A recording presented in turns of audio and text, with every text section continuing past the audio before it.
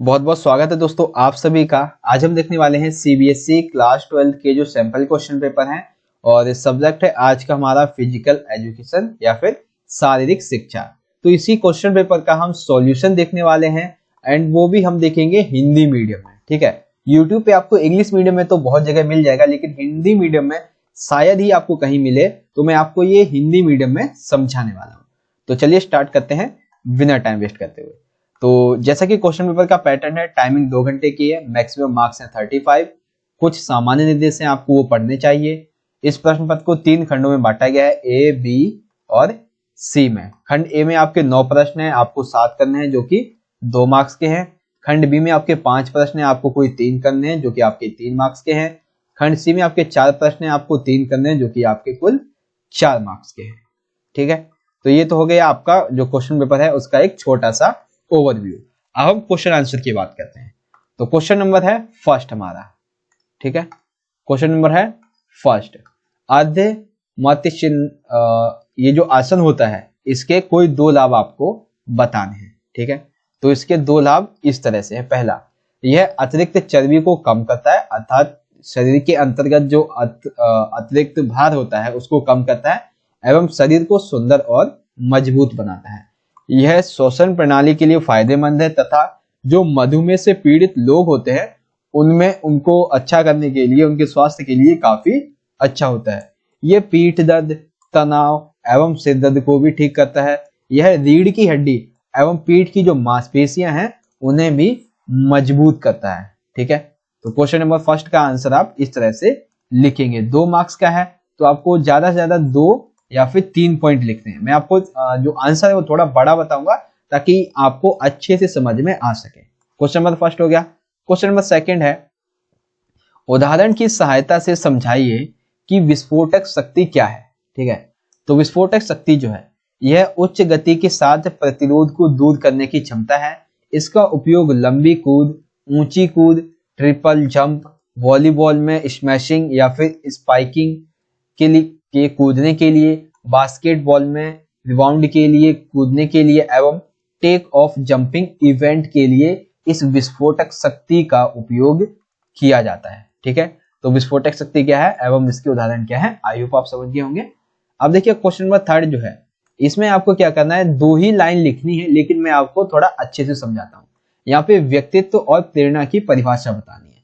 तो व्यक्तित्व की परिभाषा बैग हंट के अनुसार, वैलेंटाइन के अनुसार, सिगमंड फ्राइड के अनुसार, तो इन सभी के अनुसार इनकी जो अलग अलग परिभाषाएं आपको ये पढ़ लेनी है। उसके बाद इन परिभाषाओं के आधार पर एक संक्षिप्त परिभाषा यह होगी कि व्यक्तित्व व्यक्ति की आंतरिक और बाहरी क्षमताओं का कुल योग है। ठीक है, व्यक्तित्व क्या है, व्यक्ति की आंतरिक और बाहरी क्षमताओं का कुल योग ही व्यक्तित्व कहलाता है। ठीक है, अगला पॉइंट है प्रेरणा।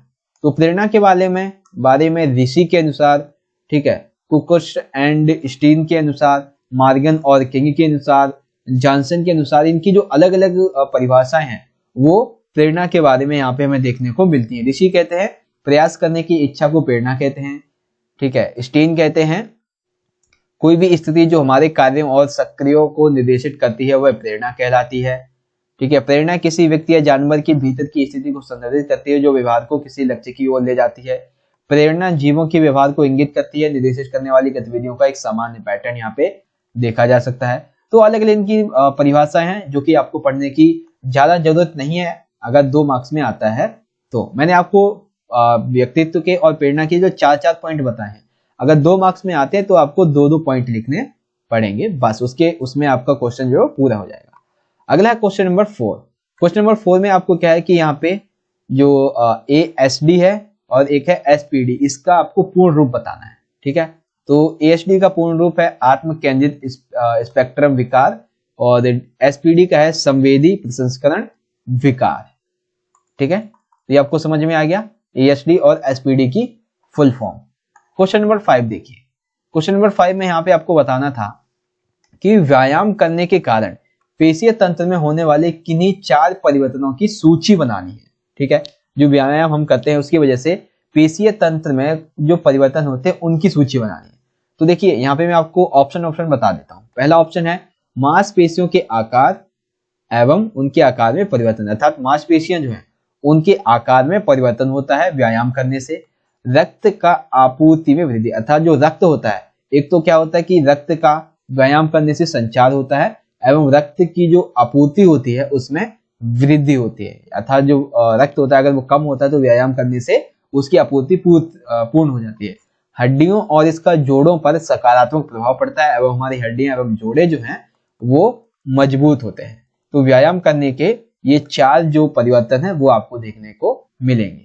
तो मैं आपको इनको समझाने वाला नहीं हूं क्योंकि आपके जो और भी क्वेश्चन हैं बहुत बड़े बड़े क्वेश्चन हैं, तो मैं आपको सिर्फ जो है यहाँ पे समझाने की जरूरत है, यहाँ पे आपको ये सारी चीज समझाने की जरूरत तो है नहीं, तो इसलिए मैं आपको सिर्फ पॉइंट ही यहाँ पे आपको बता रहा हूँ। क्वेश्चन नंबर 6 देखिए। 6 में पूछा गया है आइसोटोनिक जो पद्धति है, ठीक है, आइसोटोनिक पद्धति का अर्थ क्या है और इसका उपयोग किस क्षमता को विकसित करने के लिए किया जाता है। तो देखिए आइसोटोनिक पद्धति जो है 1954 में डी लॉरेन द्वारा पेश किए गए थे। यह शब्द ग्रीक शब्द आइसो से आया है जिसका अर्थ होता है समान या फिर समान मांसपेशियां स्वर या तनाव को बनाए रखने के लिए इसमें एक मांसपेशी समूह विपरीत कार्य करता है, ठीक है, जिसके दौरान मांसपेशी अपनी लंबाई बदलती है। ये वे व्यायाम है जिनमें तीसरे व्यक्ति की सीधी गति दिखाई देती है। इस मामले में व्यक्तिगत जो पेशियां होती हैं उनके प्रयासों को दृश्यमान और आंदोलनों के द्वारा दर्शाया गया है, ठीक है। तो ये कौन से व्यायाम होते हैं? जो व्यक्ति की सीधी गति इसमें दिखाई देती है और इस मामले में व्यक्तिगत की पेशी प्रयासों और दृश्यमान जो आंदोलन है उनको दिखाया जाता है। आइसोटोनिक अभ्यासों में तेजी से आंदोलनों को संकुचन के प्रतिवर्त परिवर्तन और संबंधित जोड़ों के विरोधी फ्लेक्सर्स और एक्सटेंसर के विश्राम द्वारा लागू किया जाता है। संकुचन का वह प्रकार जिसमें हम वस्तुओं की गति को नोटिस करते हैं आइसोटोनिक संकुचन कहलाता है। हल्के वजन, डंबल आदि के साथ व्यायाम करना, अधिकांश व्यायाम इस श्रेणी के अंतर्गत आते हैं जिनका उपयोग शक्ति विकसित करने के लिए किया जा सकता है। तो आइसोटोनिक पद्धति क्या है एवं इसके उपयोग से किस क्षमता को विकसित किया जा सकता है ये आपको समझ में आ गया होगा। ये जो क्वेश्चन का आंसर है बच्चों वो आपका सीबीएसई के द्वारा जो मार्किंग स्कीम दी गई है उसके अकॉर्डिंग आपको समझाया जा रहा है। अब देखिए यहाँ पे जो है एक ये है ADHD, इस यहाँ पे आपके इनके किन्हीं 2 लक्षण को बताना है और आपको कोई 2 कारण बताने हैं। तो सबसे पहले हम देखेंगे 2 लक्षण कौन कौन से हैं। तो लक्षणों के बारे में 2 लक्षण हैं इसके, एक तो है बच्चों में और दूसरा है वयस्कों में, ठीक है। तो बच्चों में क्या लक्षण होते हैं इसके? वे दैनिक जीवन की गतिविधियां कर नहीं पाते हैं, वे नियमित काम भूल जाते हैं, उन्हें ऐसी गतिविधियां करना पसंद नहीं है जिनमें वे स्थिर बैठने की आवश्यकता हो, वे आसानी से विचलित हो जाते हैं। वयस्कों के लक्षण देखें, वे हमेशा चिंतित रहते हैं, उनके पास हमेशा एक हीन भावना रहती है, वे हमेशा अव्यवस्थित रहते हैं, वे आसानी से चिड़चिड़े हो जाते हैं, उन्हें चीजों को याद रखने में दिक्कत होती है। तो ये क्या है ADHD के जो लक्षण है उसके बारे में। अब इसके कारण क्या होते हैं तो कारण देखते हैं। सबसे पहला कारण है आनुवंशिकता, फिर है आहार, ठीक है, फिर पदार्थ है, मस्तिष्क और विकृति की कम दक्षता है, शराब और नशीले पदार्थों का सेवन। ये कुछ कारण है ADHD के कारण, ठीक है। ये चीज आपको समझ में आ गई। क्वेश्चन नंबर 7 हमारा यहाँ पे कंप्लीट होता है। अगला देखते हैं क्वेश्चन नंबर है 8, लैक्रेशन क्या है और इसे कैसे प्रतिबंधित किया जाता है, ठीक है। तो लैक्रेशन, एक सेकेंड, हाँ, लैक्रेशन क्या है? एक लैक्रेशन एक चोट है जिसके परिणाम स्वरूप त्वचा में एक अनियमित ब्रेक होता है जिसे आमतौर पर कट के रूप में जाना जाता है, लेकिन इस फटे और कटे घाव के रूप में परिभाषित किया गया है। घाव तब होते हैं जब कोई वस्तु त्वचा से टकराती है और घाव को खोल देती है। विभिन्न वस्तुओं, कोण, बल, गहराई, वस्तु, इन सभी के आधार पर कुछ घाव दूसरों की तुलना में अधिक गंभीर होते हैं जो गहरे ऊतकों तक पहुंचते हैं और गंभीर रक्तस्राव करते हैं, अर्थात गंभीर रूप में हमें चोट पहुंचाते हैं एवं गंभीर रूप में क्या होता है अधिक मात्रा में रक्त जो है वो हमारे शरीर से बाहर निकलता है। उसके बाद है घाव का उपचार या फिर उपचार के चरण। संपीड़न या फिर दबाने से जल्द रक्तस्राव बंद करें। पानी और साबुन को प्रभावित हिस्से की सतह से साफ करें। प्रभावित हिस्से को औषधीय कपास की मट्टी से ढक दें या फिर बैंडेज लगाएं। यदि रक्तस्राव जारी रहता है तो ड्रेसिंग लगाएं, अगर चोट गहरी है तो जल्दी से जल्दी डॉक्टर से टांके लगवा लीजिए। ठीक है, तो ये चीज आपको समझ में आ गई कि जो लैक्रेशन है ये क्या है और इसे कैसे प्रतिबंधित किया जा सकता है। क्वेश्चन नंबर 9 है बच्चों, बहुत ही इंटरेस्टिंग क्वेश्चन है ये आपका। इंटरेस्टिंग किस लिए है कि CWSN के लिए शारीरिक गतिविधियों को सुलभ बनाने के लिए किन्हीं 2 रणनीतियों को आपको बताना है। यहाँ पे देखिए, पहली रणनीति है रुचि, दूसरी है क्षमता, तीसरी है मेडिकल चेकअप, चौथी है उपकरण और पांचवी है चिंता का अतिरिक्त ध्यान। पहली क्या है? रुचि, क्षमता, मेडिकल चेकअप, उपकरण, चिंता का आर्थिक ध्यान। तो ये मैंने आपको 5 रणनीतियां यहाँ पे बता दी हैं। ठीक है ना, रुचि, क्षमता, मेडिकल चेकअप, उपकरण, चिंता का अतिरिक्त ध्यान। तो आपको क्या करना है, इसमें से कोई 2 या फिर 3 लिखनी है। ठीक है, मैंने आपको यहाँ पे परिभाषा बता दी है, इसको आपको पढ़ने मतलब मुझे आपको इसको समझाने की जरूरत है नहीं, क्योंकि बहुत ही आसान सा प्रश्न है, इसलिए यहाँ पे जो ऑप्शंस हैं, जो आंसर है वो आप यहाँ पे पढ़ लीजिए वीडियो को पॉज करके। क्वेश्चन नंबर 10 देखते हैं। क्वेश्चन नंबर 10 में पूछा गया है, प्रेरणा की किन्हीं 4 तकनीकों की सूची बनाइए और संक्षेप में आपको समझाना है। जो प्रेरणा होती है, ठीक है, यहाँ पे मतलब है कि व्यक्ति के अंतर्गत प्रेरणा का यहाँ पे क्या रोल होता है, क्या उसका रोल है, वो आपको यहाँ पे समझाना है। तो सबसे पहला है लक्ष्य निर्धारण। लक्ष्य निर्धारण प्रेरणा का सबसे शक्तिशाली तकनीक में से एक है। एथलीट को अपने लक्ष्य के बारे में बहुत विशिष्ट और स्पष्ट होना चाहिए। दूसरे शब्दों में, एक एथलीट को बहुत स्पष्ट होना चाहिए कि उसे क्या करना है, कैसे करना है और क्यों करना है। सुदृढ़ीकरण, सुदृढ़ीकरण, पुरस्कार और दंड, ये क्या है? ये एक निश्चित कार्यवाही को प्रोत्साहित करने में भविष्य में इसे कम करने के लिए काम करेगा। भविष्य में इसे काम करने के लिए काम करेगा। अर्थात जो एथलीट है उसको अगर सुदृढ़ीकरण, पुरस्कार और दंड का उपयोग उसके साथ किया जाता है तो क्या होता है, भविष्य में वो अच्छा काम करेगा। प्रगति का ज्ञान, एथलीट को अपने बारे में, अपनी क्षमता के बारे में, गुणवत्ता के बारे में, व्यवहार के बारे में अगर पूरी तरीके से सही ज्ञान होगा एवं समय समय पर उसकी प्रगति के बारे में उसे जागरूक करवाया जाएगा तो वो अपने आने वाले टाइम पर और अच्छा कार्य कर पाएगा। नौकरियां, उत्कृष्ट खिलाड़ियों को उनकी उपलब्धि और शैक्षिक योग्यता के अनुसार अच्छी नौकरियों की पेशकश की जा सकती है। ऐसे कई विभाग हैं जो अच्छे खिलाड़ियों को नौकरी प्रदान करते हैं। यानी विभिन्न राज्यों में, जैसे कि पुलिस सेवा हो गया, भारतीय रेलवे हो गया, बैंक हो गया, एयर इंडिया हो गया, ये क्या करते हैं कि ऐसे लोगों को, जो ऐसे एथलीट होते हैं, उनको अपने विभाग में क्या करते हैं, बुला लेते हैं एवं उन्हें नौकरी दे देते हैं। ठीक है, उसके बाद देखते हैं 5th है यहाँ पे सकारात्मक दृष्टिकोण और वातावरण। एक सफल प्रशिक्षण कार्यक्रम के लिए सकारात्मक दृष्टिकोण और वातावरण का होना महत्वपूर्ण है। प्रशिक्षक और प्रशिक्षु अर्थात सिखाने वाला और सीखने वाला एक दूसरे के प्रति और गतिविधि के प्रति सकारात्मक दृष्टिकोण इनका होना चाहिए। एक एथलीट को प्रेरित करने के लिए सौहार्दपूर्ण वातावरण महत्वपूर्ण भूमिका, अर्थात एक एथलीट के लिए एक अच्छा वातावरण उसके कार्य को करने में मदद करता है। ठीक है, तो प्रेरणा के ये 4 स्रोत है: लक्ष्य निर्धारण, शुद्धिकरण, प्रगति का ज्ञान, नौकरियां, सकारात्मक दृष्टिकोण और वातावरण। मैंने आपको 5 बता दिए हैं। 3 मार्क्स का, आपका 4 मार्क्स का ये प्रश्न है। ये आपका जो है वो 3 मार्क्स का प्रश्न है। 3 मार्क्स में आपको कोई 3 पॉइंट लिखने हैं, मैंने आपको 5 बता दिए। अब देखिए, अब यहाँ पे है संज्ञानात्मक जो अक्षमता है, ठीक है, इसके आपको लक्षणों को समझाना है। तो सबसे पहले ये होती क्या है? यह विकार मानसिक विकार की श्रेणी में आता है। संज्ञानात्मक विकार के कारण व्यक्ति की सीखने की, बोलने की, याद रखने की समस्या, समाधान कौशल की क्षमता जो होती है वो बाधित हो जाती है। संज्ञानात्मक विकार के कारण व्यक्ति मनोभ्रंश और प्रलाप रोग से पीड़ित हो जाता है। इसके अलावा यह याद रखने की शक्ति और तर्क शक्ति के प्रतिकूल पर क्या करता है, मतलब प्रतिकूल इस पर प्रभाव डालता है। आमतौर पर इनके विभिन्न लक्षण होते हैं। लक्षण जैसे कि स्मृति विकार, व्यक्ति जिसे सुनने और फिर चीजों को याद रखने में समस्या होती है। हाइपर एक्टिविटी, बैठने खड़े होने की अवस्था में व्यक्ति हाइपर हो जाता है, गुस्सा हो जाता है, व्यक्ति अनुचित जल्दी में रहता है। ठीक है, तो संज्ञानात्मक अक्षमता क्या है और इसके विभिन्न लक्षण क्या है, ये आपको समझ में आ गया। 3 मार्क्स में आपको सिर्फ इतना ही लिखना है। अगर इसके अक्षमता के कुछ कारण पूछे जाएं तो आप कारण में जो है वो ये 3 पॉइंट इसमें लिख सकते हैं।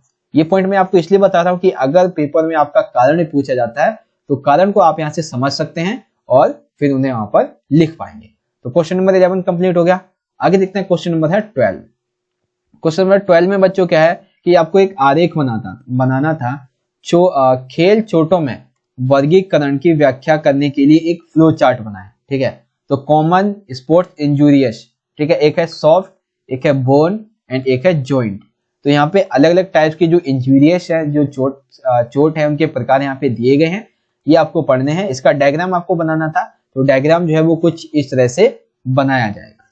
ठीक है, तो आगे देखते हैं। इसको आप चाहे तो पढ़ सकते हैं कौन कौन सी यहाँ पे इंजूरियस दी हुई हैं। क्वेश्चन नंबर 13 है। 13 में यहाँ पे देखिए अस्थमा की रोकथाम के लिए, क्वेश्चन नंबर 13 में क्या है कि अस्थमा की रोकथाम के लिए उपयोग किए जाने वाले किन्हीं 3 आसनों की सूची बनाइए और प्रत्येक के आपको 2 लाभ भी लिखने हैं। ठीक है, तो आपकी जो मार्किंग स्कीम है बच्चों, उसमें ये एक चित्र दिया गया है। ठीक है, और इस चित्र में बताया गया है कि कौन कौन सा आपको आसन करना चाहिए। जैसे कि एक ये वुमेन है, एक ये बच्चा है, और ये किस तरह से जो है वो आसन कर रहे हैं, ये अस्थमा से बचने के लिए आसन है। देन नेक्स्ट देखते हैं। नेक्स्ट में देखिए यहाँ पे जो अलग अलग प्रकार के ये आसन यहाँ पे आपको देखने को मिलेंगे। ये सारे जो आसन है वो अस्थमा से बचाने के लिए व्यक्ति के लिए कारगर साबित होते हैं, एवं सभी के जो नाम है उनके लिखे हुए हैं। सभी जो चित्र है उनके आसपास उनके जो नाम है वो लिखे हुए हैं। तो क्वेश्चन नंबर 13 भी यहाँ पे कंप्लीट होता है। क्वेश्चन नंबर 12 एवं 13 में आपको चित्र से संबंधित आपके प्रश्न पूछे गए थे, आई होप आप समझ गए होंगे। 14 है, 14 में पूछा गया फर्टलेग प्रशिक्षण पद्धति की मुख्य विशेषताएं क्या है। ठीक है, तो पहली विशेषता है यह एक ऑफ सीजन प्रशिक्षण पद्धति है, लेकिन एथलीटों में सहन शक्ति विकसित करने में बहुत उपयोगी होती है। अन्य प्रशिक्षण विधियों पर इसका मनोवैज्ञानिक लाभ होता है, क्योंकि बदलते दृश्य थकान को कम करने में फर्टलेग प्रशिक्षण पद्धति जो होती है वो क्या करती है, सहायक होती है। यह खेल में सहन शक्ति में सुधार करने का सबसे अच्छा तरीका है। जहां धीरज एक बुनियादी आवश्यकता है, वहीं जो उदा है, जो दौड़ है, वो अनुप्रत देश की, एक सेकेंड इसको हम दोबारा समझते हैं। देखिए, यह खेल में सहन शक्ति में सुधार करने का सबसे अच्छा तरीका है, जहां धीरज एक बुनियादी आवश्यकता है। ठीक है, उसके बाद उदा जो है दौड़ के दौरान, ठीक है ना, दौड़ के दौरान क्या होता है, उदा जो कि कूनी की सतह के कारण टखनों, घुटनों और जंघों के संतुलन समायोजन में सुधार होता है। इसकी वजह से जो एथलीट होता है वो अच्छे से अपना कार्य कर पाता है। तो फर्टलेग प्रशिक्षण जो है वो ये होता है। ठीक है, इसमें बच्चों जो है आप ऑप्शन नंबर देखिए, option first, second, third and fourth, ये आप लिख दीजिए, आपको आंसर मिल जाएंगे। ठीक है, ऑप्शन जो है मार्क्स जो है वो मिल जाएंगे। यहाँ पे जो है ऑप्शन फिफ्थ एंड सिक्स, इसमें थोड़ी सी कंफ्यूजन है क्योंकि इसके वर्ड जो है वो इधर उधर मिस्टेक हो गए हैं, तो उसे ध्यान मत दीजिए। अब है आपका सेक्शन नंबर सी।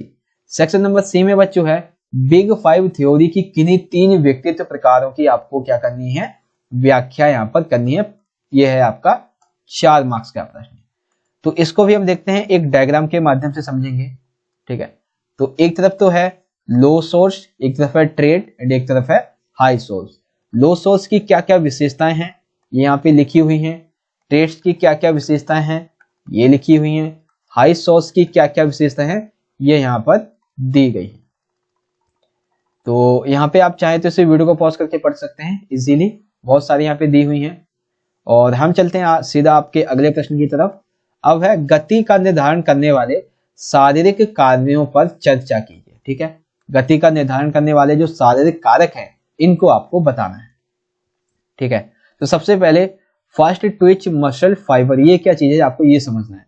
तो मांसपेशियों की संरचना आनुवंशिक रूप से निर्धारित होती है और इसे प्रशिक्षण के द्वारा भी नहीं बदला जा सकता है।